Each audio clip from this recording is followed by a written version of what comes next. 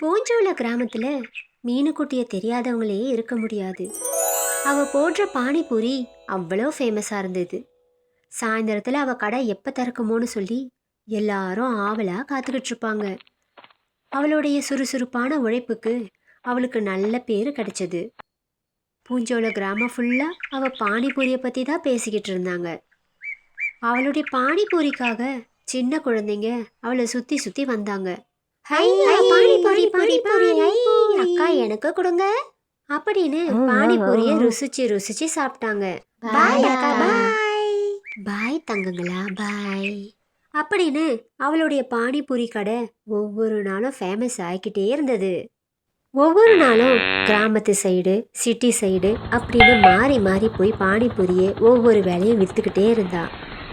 அன்னைக்கும் அதே மாதிரி ஒரு சிட்டிக்கு போய் பானிபூரியை விற்க ஆரம்பிச்சா.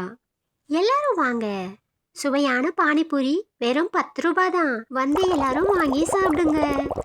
நல்ல சுவையா புதினா துளசி இதெல்லாம் போட்டு உங்களுக்காக அற்புதமா ரெடி பண்ணியிருக்கேன் அப்படின்னு மீனுக்குட்டி எல்லாரையும் கூப்பிட்டு கொடுத்தா. அதை எல்லாரும் ருசிச்சு ருசிச்சு சாப்பிட்டாங்க. இப்படியே பல நாட்கள் போச்சு.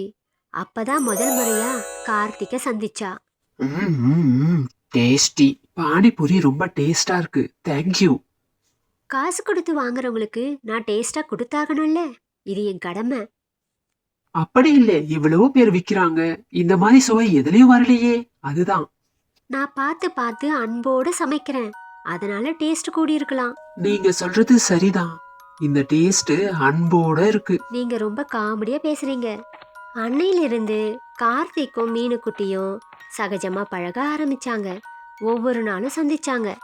கார்த்திக், நீங்க ரொம்ப பெரிய ஆபீஸ்ல வேலை செய்றீங்க, ஆனா என்கிட்ட ரொம்ப சகஜமா பழகுறீங்களே, இதை நினைச்சா ரொம்ப ஆச்சரியமா இருக்கு அப்படின்னு மீனுக்குட்டி சொன்னா. கார்த்திக் நில்லு நில்லு நில்லு, நான் தள்ளுறேன் அப்படின்னு கார்த்திக்கும் மீனுக்குட்டியும் ஒன்னா போறத பார்த்த மேகனா, கார்த்திக் என்ன பண்ற நீ? ஐடி ஆபீஸ்ல வேலை செய்யற நீ இப்படி பானிபூரிய கடையை தள்ளலாமா? நம்ம இமேஜ் என்ன ஆகிறது, நம்ம ஆஃபீஸோட இமேஜ் என்ன ஆகிறது அப்படின்னு மேக்னா டென்ஷன் ஆனா.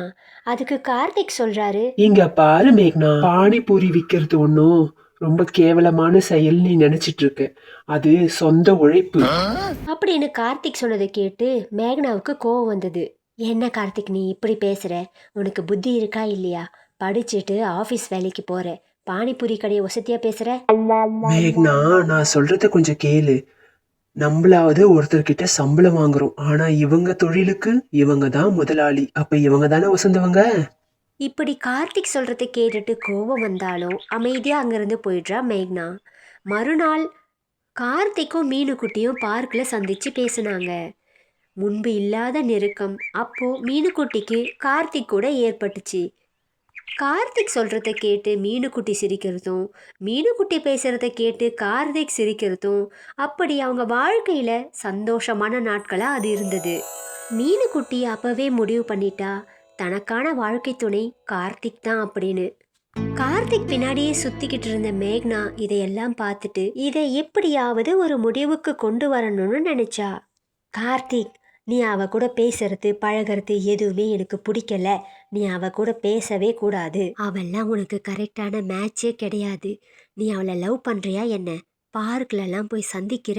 இல்ல, நான் உங்ககிட்ட இதை எதிர்பார்க்கவே இல்லை. ஹே மேக்னா, எதுக்கு இவ்ளோ கோவப்படுற? அவளை நான் காதலிக்கிறேன் இல்ல இல்ல, அது உனக்கு தேவையில்லாத விஷயம். எதுக்காக இதையெல்லாம் கேட்டு இவ்ளோ கோவப்படுற? ஏன்னா கார்த்திக், அது வந்து எல்லாம் உன் நன்மைக்காக தான் சொல்றேன். எனக்கு எது நல்லதுன்னு எனக்கு தெரியும், நீ சொல்லாத. ஐயோ கார்த்திக், நான் சொல்றத கேளு, அவ உனக்கு சரியான மேட்ச் இல்ல. இல்ல மேக்னா, நான் அவளை தான் கல்யாணம் பண்ணிக்க போறேன். என்னது? ஆ. கார்த்திக் இப்படி சொன்ன உடனே மேக்னாவுக்கு என்ன பேசுறதுன்னே புரியல.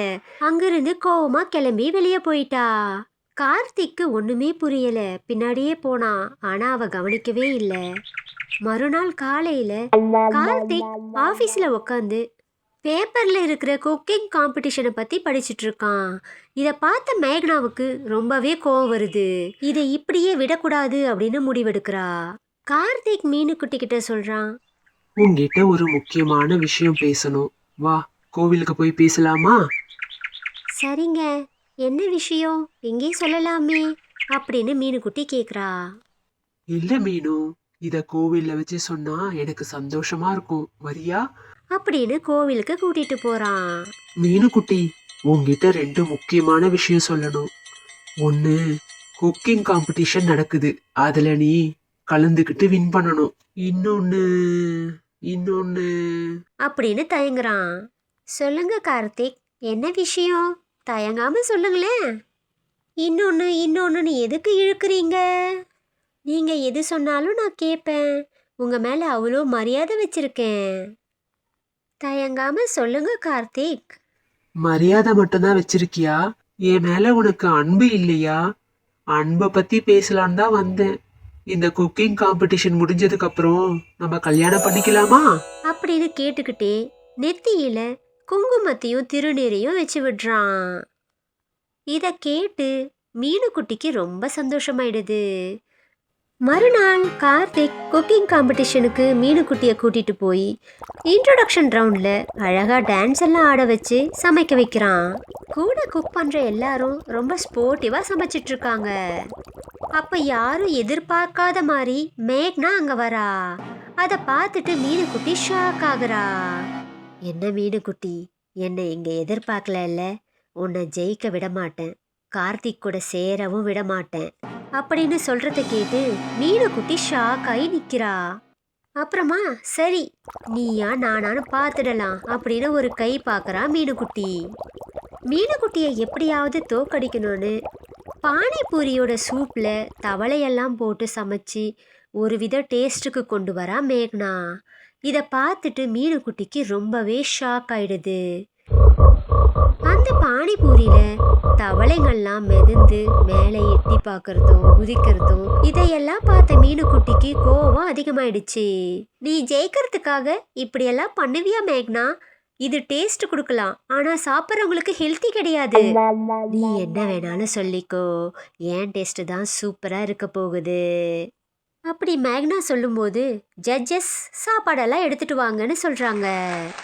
மீனுக்குட்டியும் மேக்னாவும் கொடுக்கும்போது மேக்னா மீனுக்குட்டியோட சமையலை புடுங்கி வச்சுட்டு முதல்ல என்னுடையது டேஸ்ட் பண்ணுங்க அப்படின்னு கொடுக்குறா.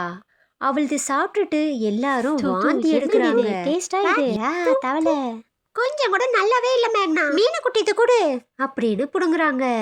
மீனுக்குட்டி இது சாப்பிட்டு பாக்குறாங்க. அருமை, நல்ல டேஸ்ட், நல்லா இருக்கு மீனுக்குட்டி, நீ தான் வின்னர் அப்படின்னு கைய கொடுக்குறாங்க. மேக்னா அசிங்கப்பட்டு கோவப்பட்டு அங்கிருந்து வெளியே போறா. மீனுக்குட்டி ஜெயிச்சதுனால chef of the year cup எல்லாத்தையும் கொடுத்து வாழ்த்துறாங்க ஜட்ஜஸ். ஏன் மேக்னா, ஏன் இவ்வளோ கோவமா இருக்கு? அவ என்ன தப்பு பண்ணா அப்படின்னு கார்த்திக் கேக்குறாரு. கார்த்திக், நான் நினைச்சது எதுவுமே நடக்க மாட்டேங்குது, எனக்கு லக்கே இல்லை அப்படின்னு சொல்லிக்கிட்டே அழுதுகிட்டே அங்கிருந்து வெளியே போறா. கார்த்திக் வந்து மீனுக்குட்டிய கட்டி பிடிச்சி வாழ்த்துக்கள் சொல்றாரு. கங்க்ராச்சுலேஷன் மீனுக்குட்டி, கங்க்ராச்சுலேஷன்.